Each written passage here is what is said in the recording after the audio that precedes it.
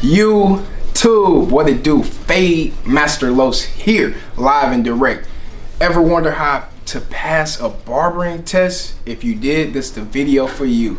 Stay tuned. Let's go. Hold up, Dion. This you?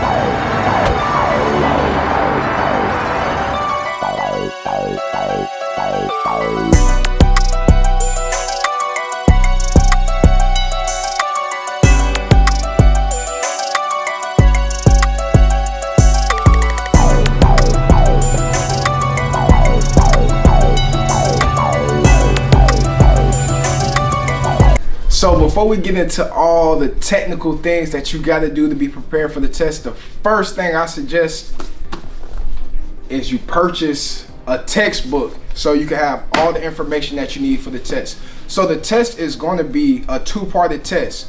One part is going to contain this book, and that's going to be considered your theory. And then you have the practical, which is your hands-on. Now, how can you qualify to be able to take this test? Now, if you go to school, you're going to need 1,500 hours. Which will typically take about 10 months, 11 months if you go the school route.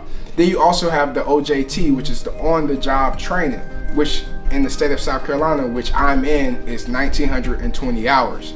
So once you pass these hours, you will have the qualifications to be able to go take your test. I'm about to pull my phone out for this part because I want to give y'all the exact percentages of what to expect on this test. 1, scientific concepts. That's going to be 35%, which includes infection control and safety practices, which is a very big part. You're going to see that all through the test. Then you also have human anatomy, the basics of chemistry or products used in barbering. That's going to fall under scientific concepts. A lot of chemistry, anatomy, stuff like that. Then you got 2, implements and equipment, and it's only 10%. So don't be doing too much studying on this clipper do this, these scissors do that, because you're only going to get 10% of questions. That's like 7 questions total about implements and equipment. Next, you got the third section, which is a big part of the test, is hair care services, which includes client consulting, analysts and documents for hair services, hair care, hair design. Also, you're going to have things about knowledge of preparation procedures for safety. Once again, safety for head shaving, also hair coloring, foiling, chemical hair relaxing, chemical waving / texturizing. This is going to be 40% of the test. So when you open up that Milady's book, 40% of your test is going to be on hair care services.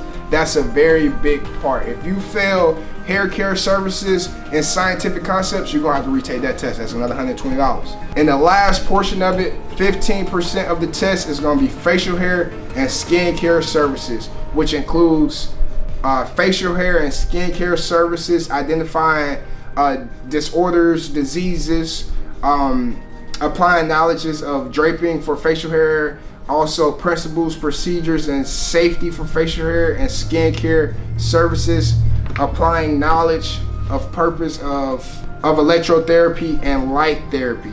So these are the main sections. There are 4 sections on the test. 2 of them are going to be worth 75% of the score. And if you get those questions right, if you get hair care services and scientific concepts right, you will pass the test. And for the practical is a different side. You're going to be tested in 5 different areas. So these 5 things that they're going to test you on when you go and take the practical side of the test is going to be the setup and client protection. Very, very big part. If they see you not protecting that client, it's a wrap. I'm gonna tell you that right now. 2 is shaving with the straight razor. You're gonna do the 14 strokes on the face. That's what they're gonna test you on. You got hair cutting, no guards. You have no guards, so don't bring in nobody that got that long, super long hair. Nah, bring in your uncle, somebody with like the shortest haircut that you know, and do that. You got blow drying, which you take the hair, you wet it, and you pretty much show them that you know how to get the hair back dry. And also thermal curling, which means you're gonna curl their hair, give them Beyonce curls in the test as well. So those are the 5 sections of the practical that you're gonna have to do to be able to pass the test.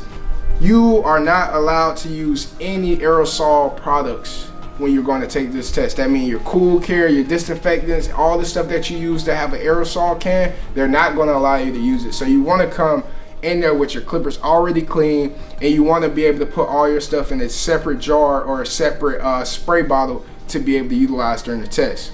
Now, I have some tips that can allow you to pass this test quick.